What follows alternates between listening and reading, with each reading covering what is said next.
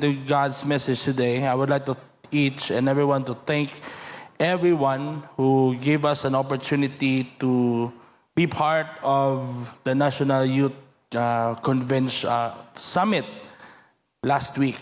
So gikan pa jud mi sa summit, ang uban namo wala pay tingog, wala pay kusog, pero malipayon mi na nakauli mi. And some of us here na nasa picture is first-timers to be part of the summit. Dili pareha nako nga nagdako na sa summit 7 times na. Pero ang uban, it's their first time. O ang first sabak nila sa ilang first summit, naka-experience sila nga nag-serve sila as a part of the worship team. Palakpakan nato ang ato mga young people. Now, this is a national event. So Luzon, Visayas, Mindanao nagtapok sa USEP Gym sa Davao City, and we are privileged to showcase our talents dito sa mga katauhan to serve the Lord wholeheartedly and experience a once in a lifetime na ma-experience na mo dito. And good thing is that we are united together to worship God in spirit and in truth. So maybe next week na sila giandam nga video o na-appreciate nila ang effort sa mga kabataan. So much of that today. Bear with me, kitungod ako po, disapod ko nga naigo sa kapoy last week. We are highlighting fathers today. So ina na yung katapad nga amahan, Happy Father's Day. So today, the fathers are highlighted, pero ang atong message today is applicable sa tanan. So, what I exampled here is about fathers or dads, pero ang application sa pulong sa Ginoo is for all of us. Kaya tungod ang title sa akong message today is Disciple Making Dads. So it is found in the book of 1 Thessalonians chapter 2, verse 10 to 12. Now, today is day that we celebrate Father's Day. This morning we honor our fathers and encourage the fathers to become disciple-making dads. But before that, let's look upon these fun facts about fathers. Now, I have read this book, 50 Reasons Why It's Good to Be a Man. I will not be mentioning all, but here are some highlights of that book. Inot kayo siya, paminawan ni mga papa kung tinuod ba siya. Kami mag-check. So kung katapad di mo ang imong asawa, pasagdi lang nga masikhan ka. Karon lang bitaw. So the fun facts about fathers. Number 1, you know stuff about cars kaysa sa imuhang asawa. Kung naagani panagtapok ang mga kalalakinan o mga papa, they also talk about cars. Kung unsa ang latest na mga cars na dapat paliton, unsa ang mga specs na nasulod sa sakyanan, o na sila ginaingon nga mas nindot ang hybrid na car. Number 2, you can go to the bathroom without a support group. Makaadto kag CR nga ikaw lang isa. Usahay, si Mrs. na siya kauban nga babae, magpauban dito sa CR. Pero ikaw, okay ra nga ikaw ra isa. Tama ba? Number 3, if someone forgets to invite you to something, he can still be your friend. Ang mama, lahi. Ay, kay Papa man karon nga adlaw, so bear with me. Na sometimes, na ay kasubo, manluod, kay walay invitation. Pero si Papa, okay lang. Migog yapon ta pagkahuman. Basketball yapon ta paggahapon. Number 4, you can drop by to see a friend without bringing a little gift. Dili na pwede sa mga mama nga walay gift na ihatag basta magbisita. Pero ang papa gani, bisita sa kauban niyang papa, bahalag walay dala, basta makaadto lang. Tama ba? Number 5, if another guy show up at the same party in the same outfit, you might become lifelong buddies. Si mama lahi jud. Dapat kaninga adlaw, kaninga sinina lang. Dapat kung ang sinina di ibalik-balik, dili yun na pwede. Dapat 1 month after pa mabalik ang sinina. Pero kung papa, matog party na pareho nga sinina, okay ra. Pero sa mama, amot lang. Number 6, 1 wallet, 1 pair of shoes, 1 color, all seasons. Tama. Naging sila yun na yung katapad. Tama ba na? Nga ang papa, bisan isa lang nakasinina nga puti, o naka-shorts nga parehong color, pwede na siya Lunes, hantod, Biyernes, parehong itsura. Pero ang mama, nailahi dyan nag-color. Kada adlaw. Tama ba? Tama ba, Pastora? Okay. There is always, number 7, there is always a game on somewhere. Yan. So kung naay pa nagtabok ang papa, pag naay dula nga basketball, naadjud na sila. Ang mama, sa mall. Your pals, number 8, your pals can be trusted never to trap you with so nice anything different.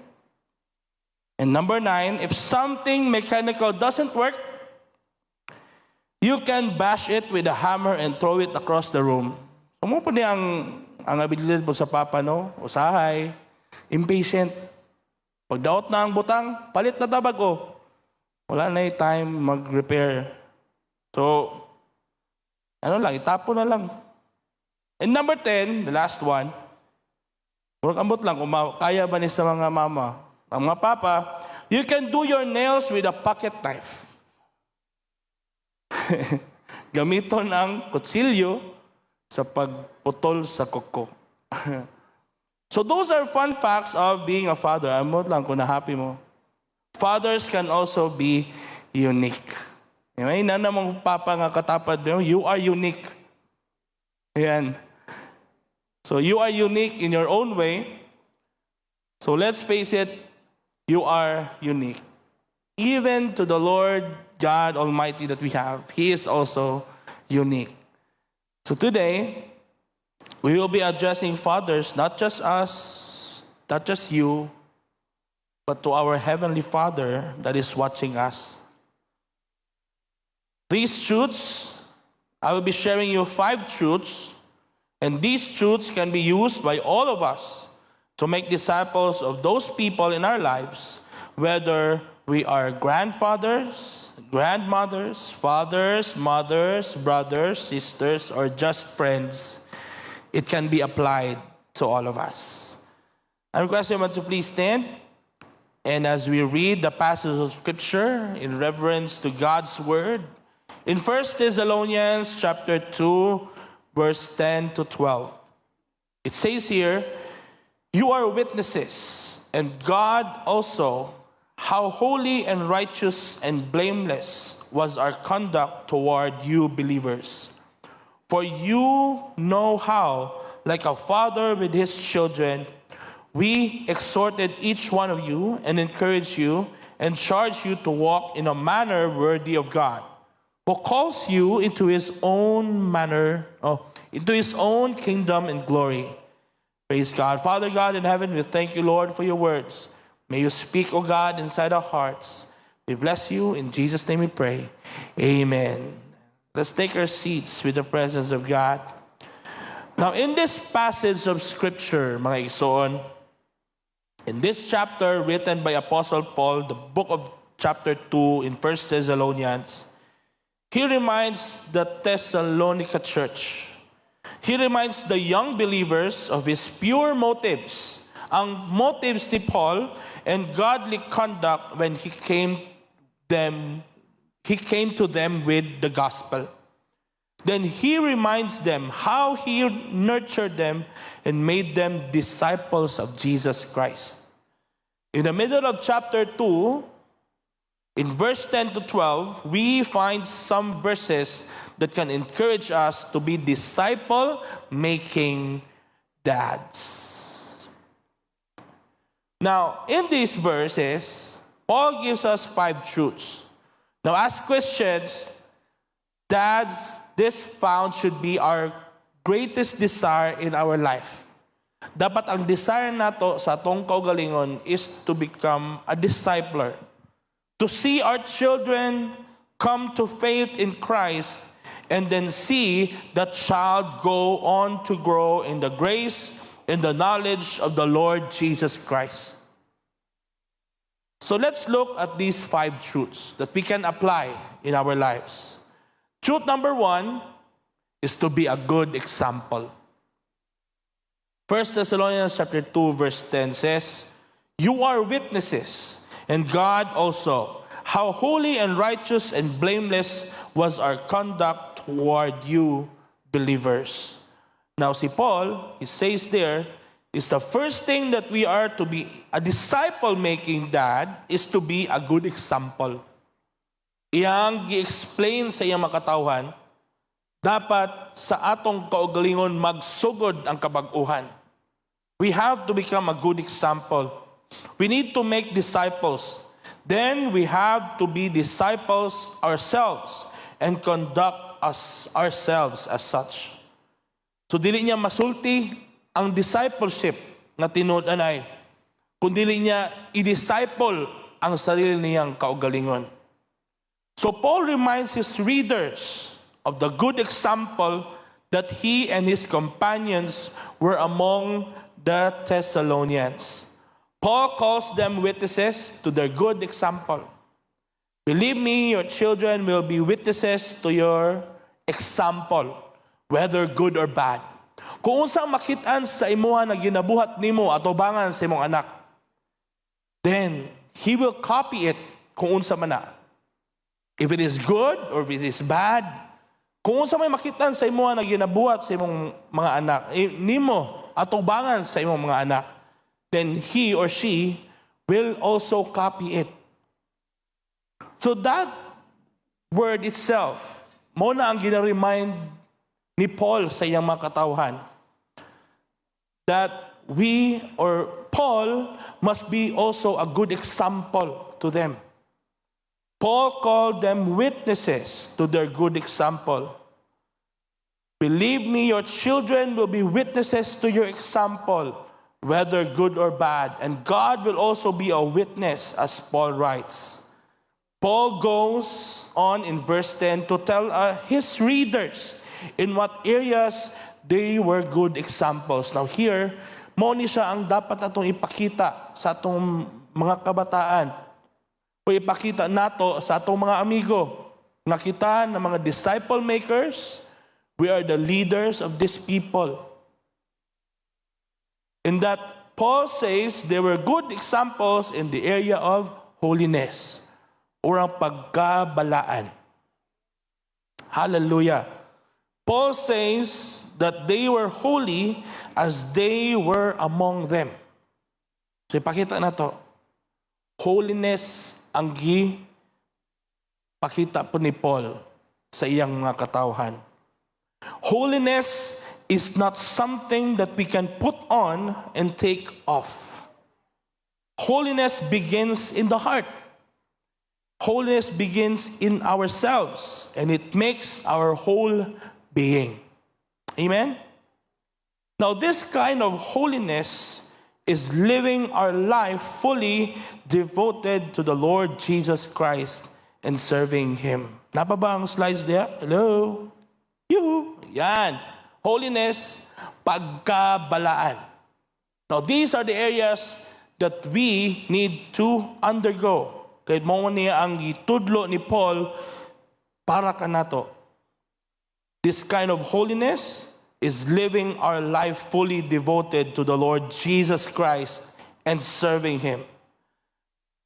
And then, in the first aspect, it is the first aspect of being a good example sa atong mga kauban o atong mga kabataan.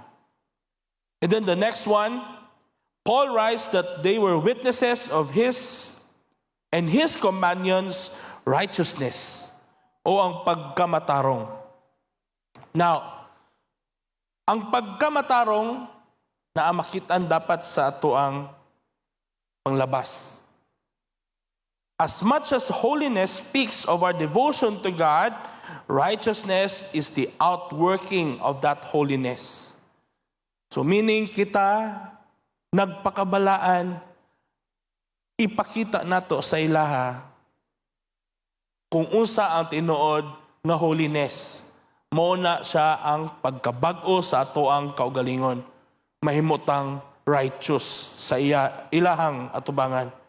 As much as holiness speaks of our devotion to God, righteousness is the outworking of that holiness. It refers to integrity, uprightness of character and behavior. Kung unsa man ang atong ginapakita sa atong mga kabataan, dapat kita mahimong righteous sa ilang atubangan. Kay tungod, balaan man ta. Ato manggiila nga ang Ginoo balaan. Then makitaan na sa imuang mga actions. Our outward actions. Atumangan sa atong mga kabataan. Doing everything with the knowledge that you are the temple of the Holy Spirit. Ikaw na nagabarog as haligi sa tahanan. Dapat ikaw mismo makaingon ka nga ang templo sa Holy Spirit naa sa imuha. And then your children will follow. Naman dayang Holy Spirit sa kuha, dapat today ko mabalaan o matarong sa ako ang kinabuhi. Now, this is not about self-righteousness, mga igsoon. This is the righteousness of God that is working inside us. Kay tungod gihatag man ni sa Ginoo kanato nga righteousness, and we embrace it wholeheartedly. In Philippians, Paul calls this righteousness that comes from God. No, kining Philippians chapter 3 verse 4 to 11, I'll just read the passage of scripture a short time, anang gamay lang, and then you're gonna read it sa inyong palimalay about Philippians chapter 3 verse 4 to 11. If anyone else thinks he has reason for confidence in the flesh, I have more. Circumcised on the 8th day of the people of Israel, of the tribe of Benjamin, a Hebrew of Hebrews, as to the law, a Pharisee, as to zeal, a persecutor of the church, as to righteousness under the law, blameless. But whatever gain I had, I counted as loss for the sake of Christ. Indeed, I count everything as loss because of the surpassing worth of knowing Christ Jesus, my Lord. And the rest, you are going to read for that. Now, the story here, mga igsoon, is that si Paul, he has all the right na makaingon siya, righteous siya, atubangan sa balaod. Atubangan sa balaod ng ilang ginailhan. Nga siya, iyahad yun ning gisunod. O siya, nahimo Diyos ang ehemplo sa iyang mga katawhan sa Israel. Pero pagkailan niya kay Jesus, nausab ang iyang pangunahuna. Naapay mas labaw sa iyang mga achievements. Naapay mas labaw sa iyang mga trophies. Maunang iyahang gitanggal, iyang gihubuan, iyang kagalingon, ug iyang gisulob si Jesus sa iyang kinabuhi. Kitungod para kaniya, precious kaayo si Jesus. Tungod sa iyang kinabuhi, tungod sa gibuhat ni Jesus sa iyang kinabuhi. Ang ngayon lang jud nga iyang hubuon ang iyahang pride. So that's the heart of Paul. That's the righteousness that he wants to share to the people who is listening to his writings. That he is not wearing his own righteousness, but it all comes from the righteousness of God. Amen? Shall we give a clap of praise? Holiness, righteousness. And the third one is, Paul writes that our example should be blameless or walay ikasaway. Pasabot, kung ang ikaw na imong balaan o napakitaan nimo ang kabag-uhan sa imong kinabuhi na natarong ka atubangan sa imong mga anak, then wala sila ikasaway sa ilahang papa. Wala sila ikasaway sa ilahang mama. Wala sila ikasaway sa ilahang mga igsoon. If we become blameless in the sight of God, this refers directly back to holiness and righteousness. If we are living our lives fully devoted to God and doing everything in a righteous manner, then we will be blameless. We will be able to pass our critics, and some of our best critics are our children. Tinood, na unsay mali sa papa, makakita dayon ng anak. Or ang apo. Oh. They are the ones who can see us day in and day out. And to them, our lives should be blameless, without fault, because of how we live our lives. So, fathers, the message to us today is for us to become righteous before the sight of God. And then, kung ato na siyang malihok, ang bad boy na imong ginaingon sa iyong panimalay, mag-good boy dyan na siya. Kaya makitaan niya sa imo ang kabag-uhan. But we must not be blameless at home only, but also in our workplace, in our community, and in our entire world. We should be able to stand up to the scrutiny of the world o pagsusi sa kalibutan and be found without fault, because our righteousness is not shed when we step out of the door in the morning, but it goes with us. Kauban nato na siya. Paggawa sa atong panimalay, kauban nato na siya. Dili na siya mabilin sa balay lang. And in everywhere we go, mo na siya ang dapat atong dalawon, ang pagiging matarong. Hallelujah. The first truth of being a disciple-making dad is to be a good example. Second truth is to care for your children. Found in 1 Thessalonians chapter 2, verse 11 to 12. And it says, "For you know how like a father with his children, we exhorted each one of you." Pinili ta sa Ginoo. Paul describes his relationship with the believers here in Thessalonica as fathers, as brothers, as sisters in Christ. If we are to care for our children or our followers, then we must have a relationship with them. We must build up a relationship with them. Kinahanglan nato og relasyon sa matag usa. We must get as close as we can with each and every one of us, with every child that you have.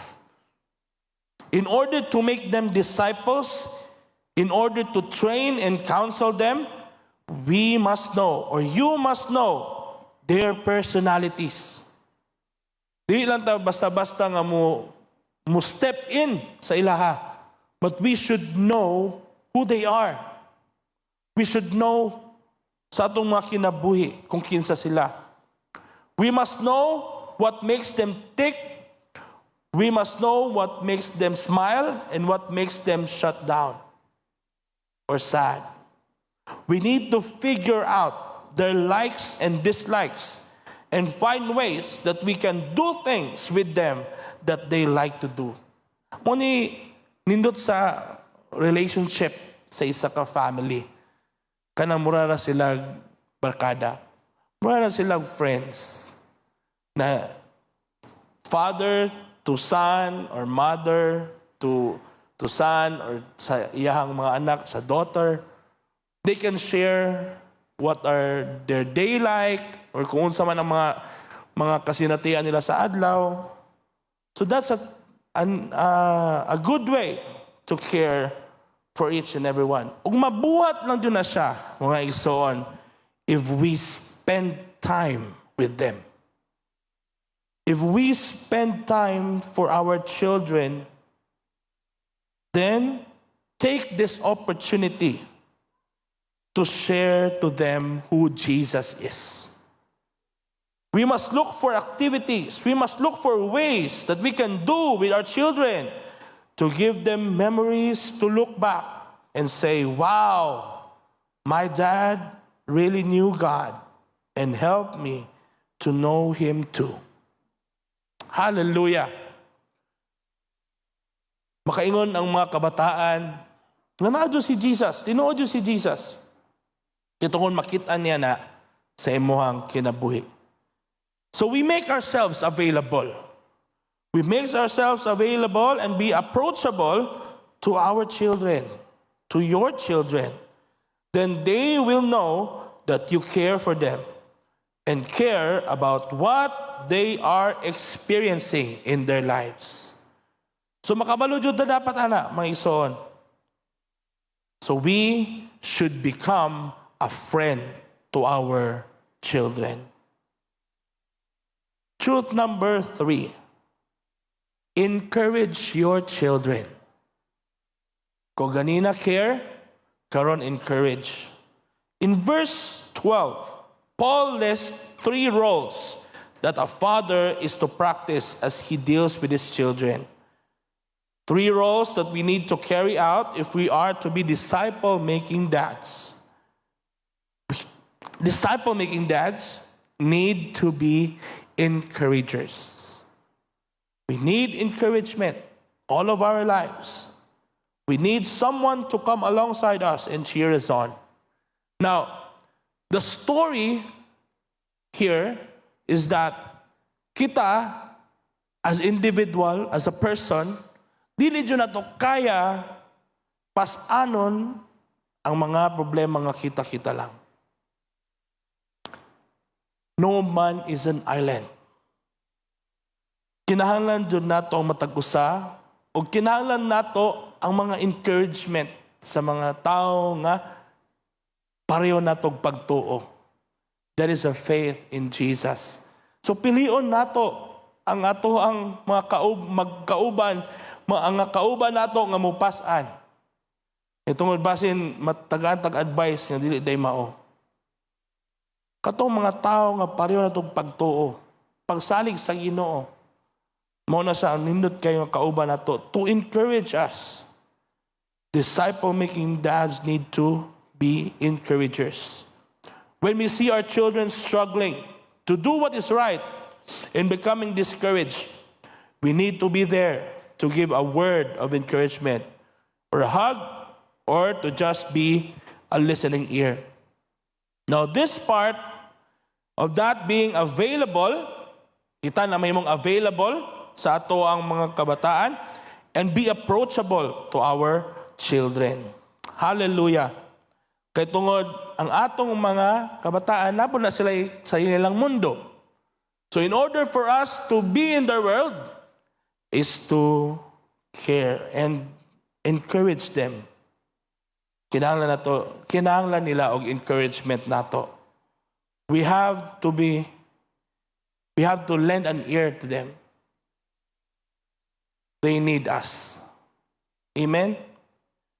Nami motto sa among youth summit, this is us. This is us, mga anak sa Ginoo. This is us. Foursquare na nakaila na si Jesus ang Savior, Baptizer, Healer, ug soon coming King. This is us. Kamu nga nagalingkod karon, nagapaminaw sa pulong sa Ginoo, this is us. Na naay identity diya kay Jesus. Nabisan sa atong paglingkod, nakadungog o nakakita ang Ginoo sa ato ang mga kasing-kasing. So, sa tanan natong mga pamuhat diya sa Ginoo, kung unsa man ang dapat atong buhaton sa atong kinabuhi, we need to encourage ourselves.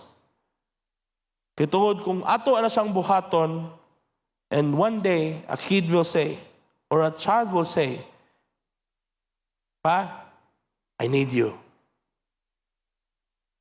Thank you. Kitungod gi-encourage ko nimo.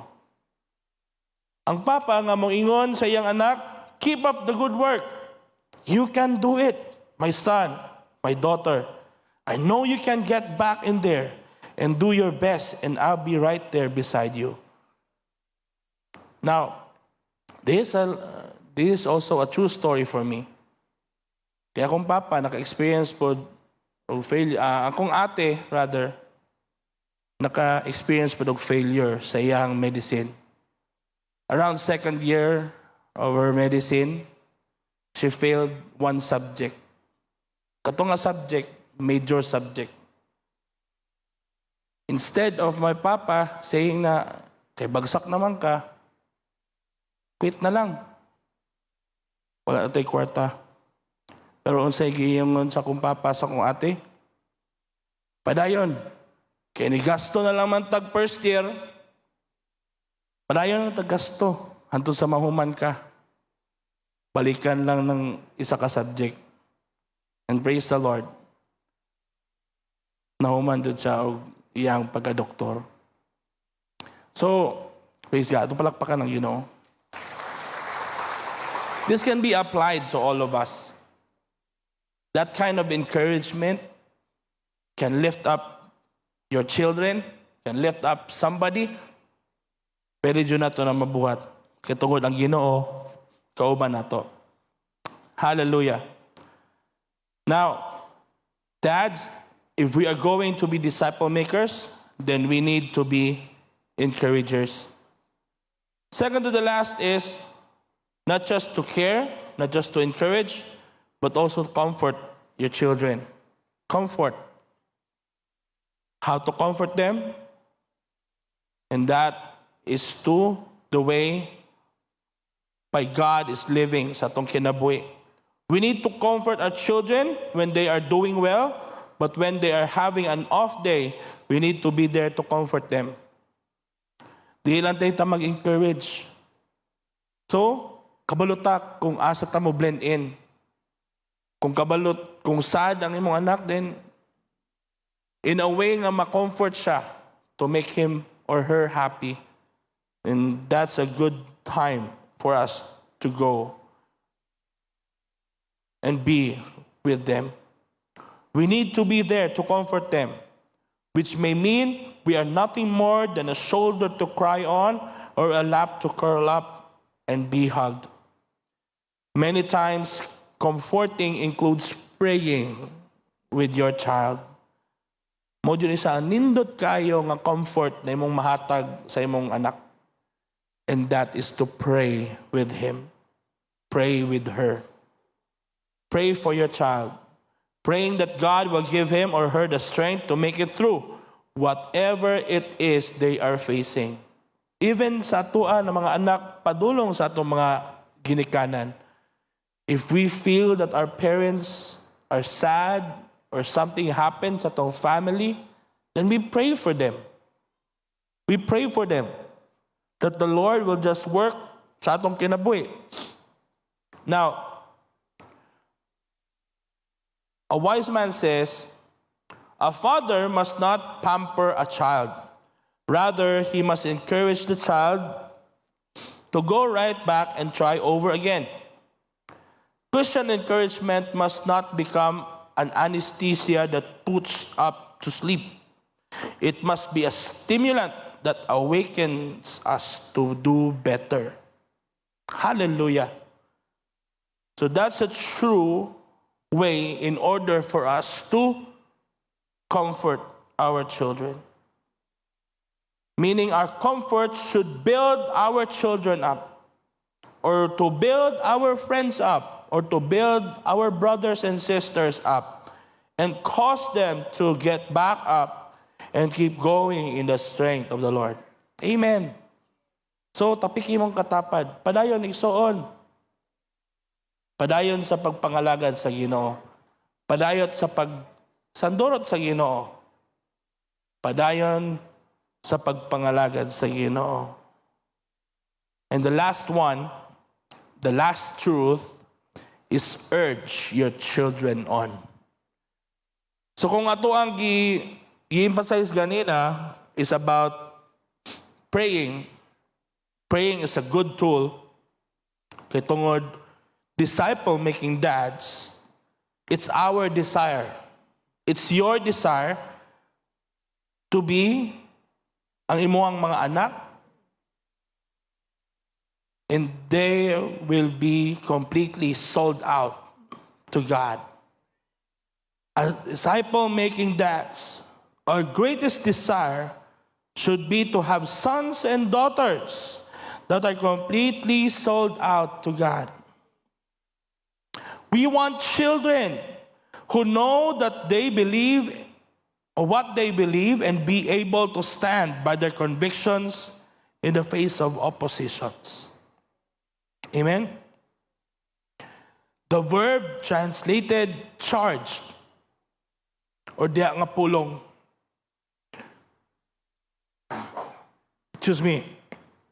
Carries with it the idea of bearing testimony out of one's own spiritual journey.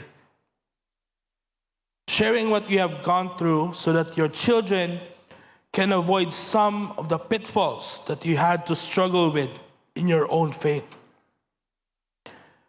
As leaders, as spiritual leaders of our families, we want to be able to train our children to walk worthy of the Lord and to give Him all the glory, because God has called us into His kingdom and glory. Our spiritual walk should be an encouragement to our children in their spiritual walk. So sa ato adyon magsugod, sa ato ang magsugod ang kabag-uhan. Amen? Kinahanglan dyan nato na sa atong kinabuhi, dapat magsugod dyan sa tua, sa ato ang kaugalingon. This morning, as I end up this message, I wanted to encourage you who are fathers to be disciple-making dads to your children. In this passage of Scripture,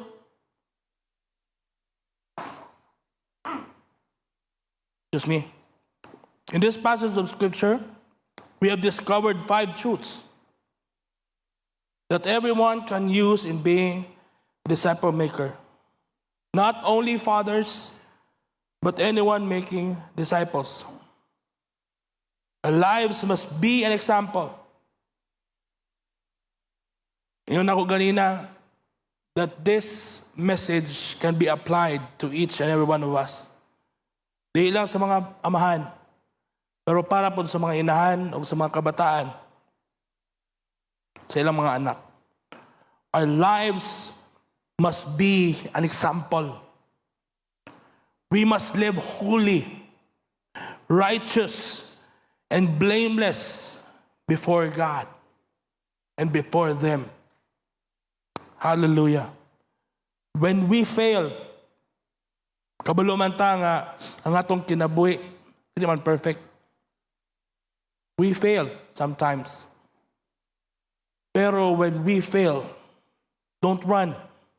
We must be willing to admit and seek forgiveness of our families and our Savior.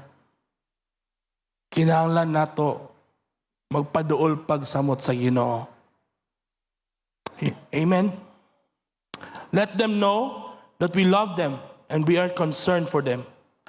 Let them feel that we are interested in their lives and their interests. Our care is also known in making ourselves available and approachable to them. So, we need care. We must be caring. Not just become an example, but we should be caring sa atong mga kabataan. Third, we need to be encouraging. We need to encourage them in taking faith every opportunity to teach them spiritual truth and to come alongside them and support them in their everyday lives and journey of faith. That's why we have discipleship program. Mauna siya ang purpose why we have discipleship program. Di lang na siya para sa amua nga willing na mo nga mutuon pagsamot sa Ginoo. But this is for all of us. Na para ma-encourage ta, na para mutubo ta, kauban ta magtubo sa Ginoo, we need to undergo discipleship. We need to undergo programs in order for us to grow deeper in the Lord. Hallelujah. We need to be comforting because we need sympathizers. We are here for them to listen to their concerns, to hug them when they need hug, to be a shoulder for them to cry on, and most importantly, to pray with them. And for them, as we encourage them, not to give up. As we comfort them, not to give up, but to keep the faith and keep fighting the fight and be beside them in the fight. Amen? So finally, we need to become disciples. We need to be discipled in order for us to be shepherds.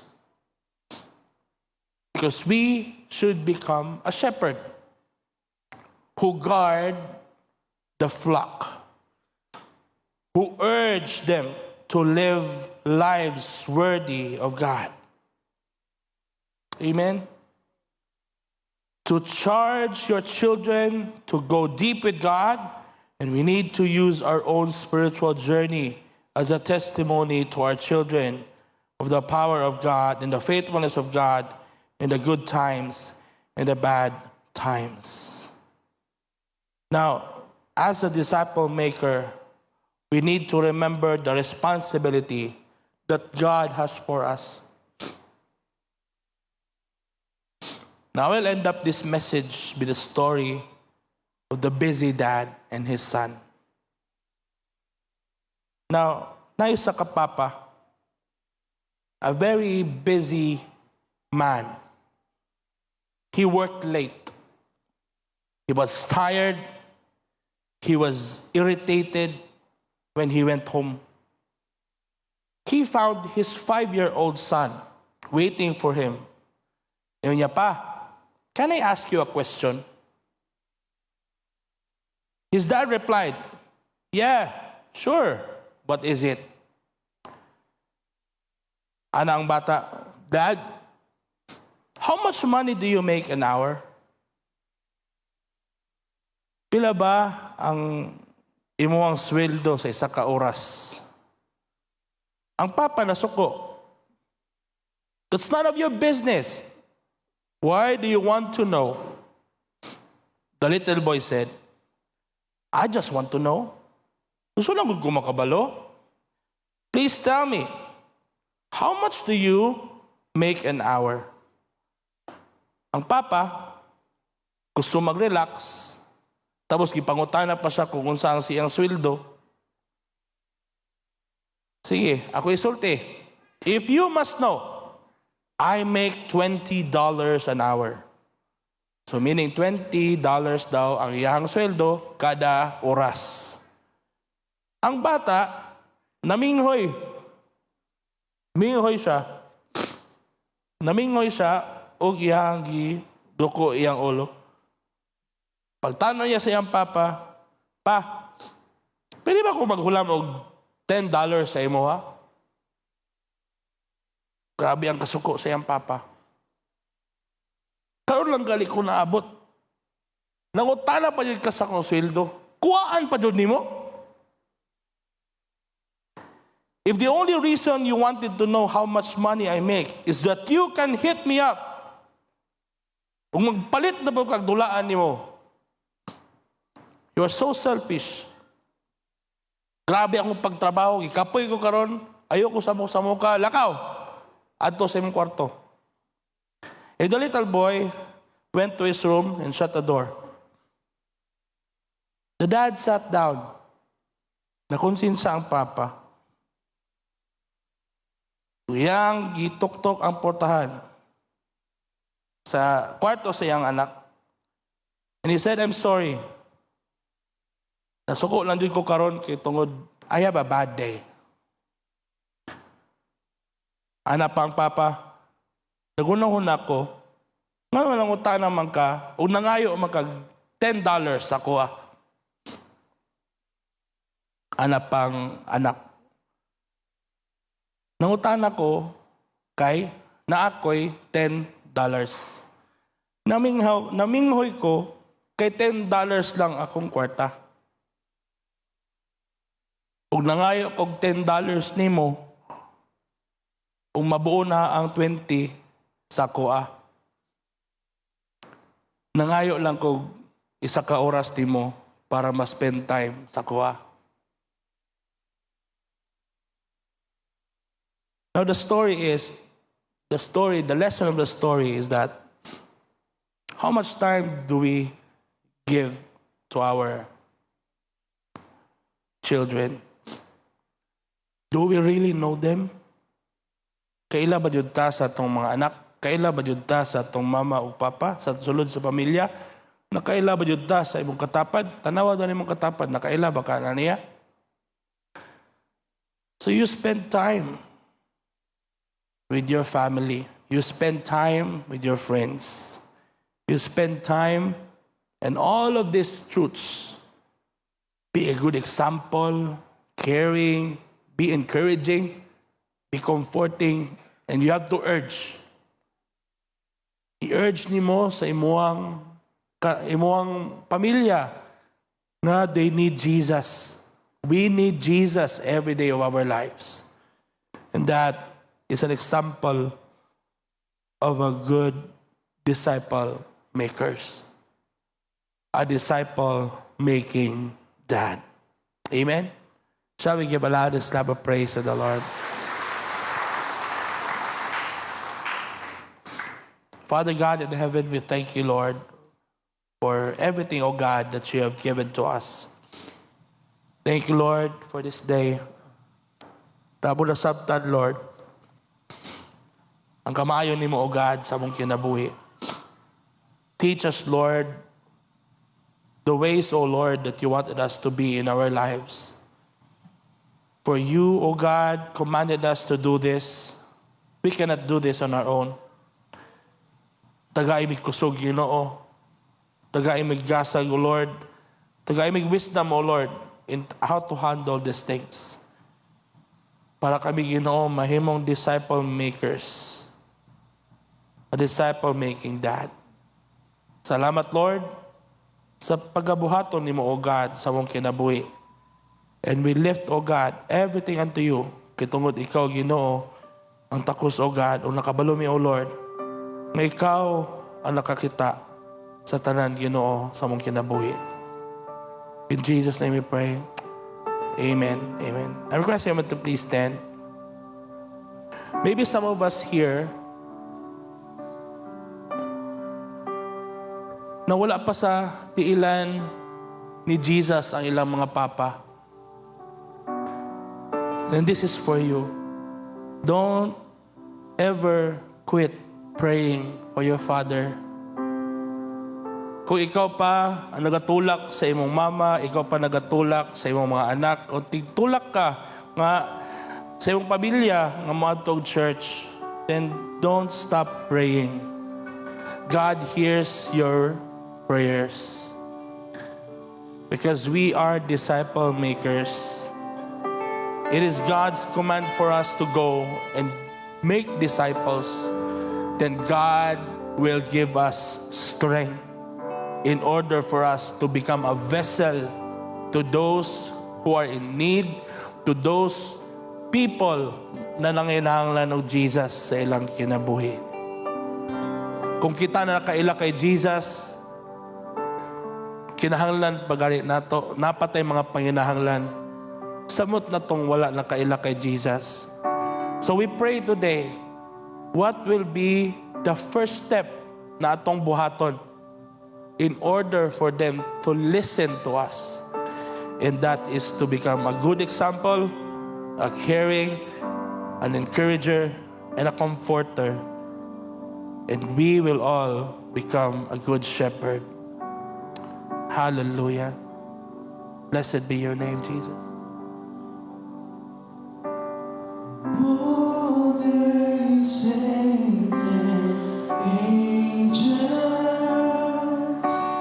bow before your throne, and all the elders cast their crowns before the Lamb of God and sing. You are worthy, Lord.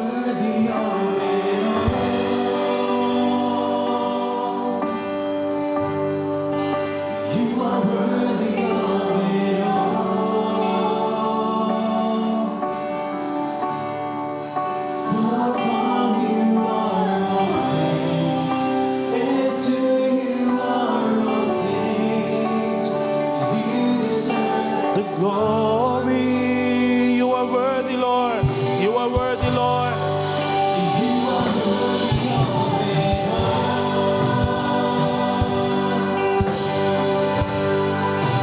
You are worthy of it all. For from you are all things, and to you are all things.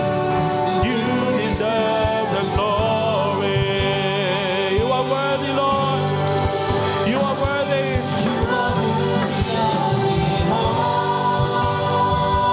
Oh, takos ka, O God, sa mga pagdaing.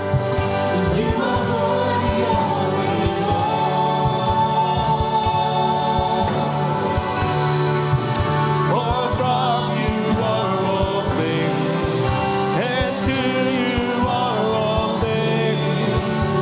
You deserve the glory.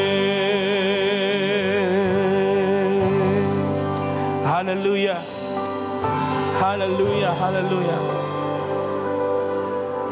Father, you are worthy, O God. The only God that is worthy of all our praises.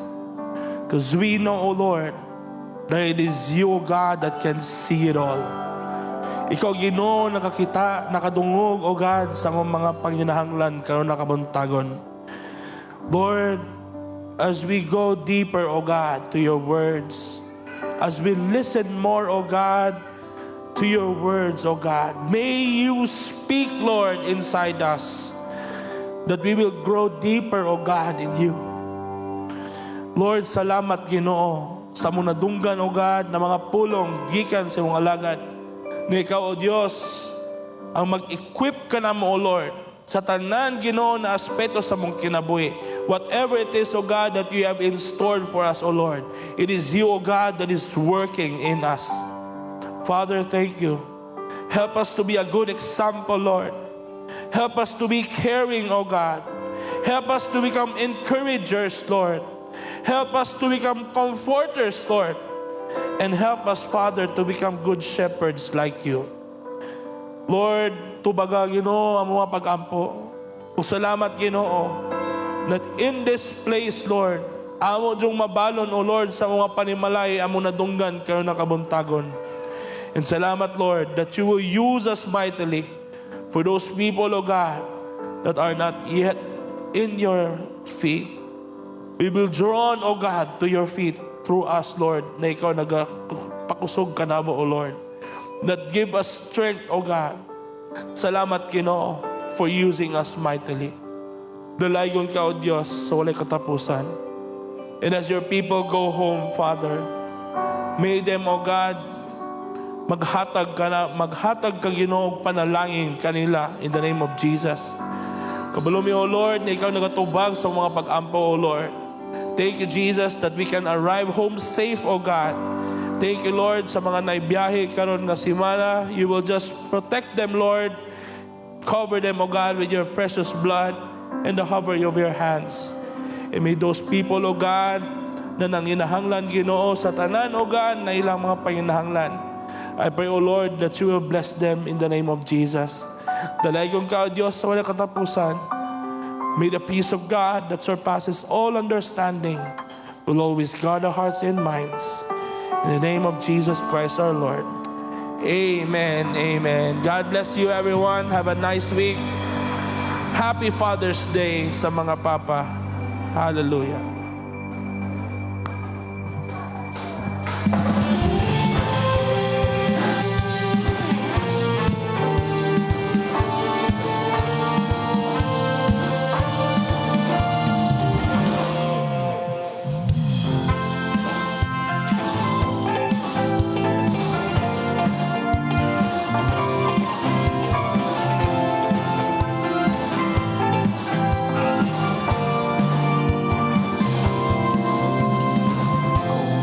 Aking mamasdan ang kalawakan, hindi mo maunawaan ang iyong dahilan kung bakit ako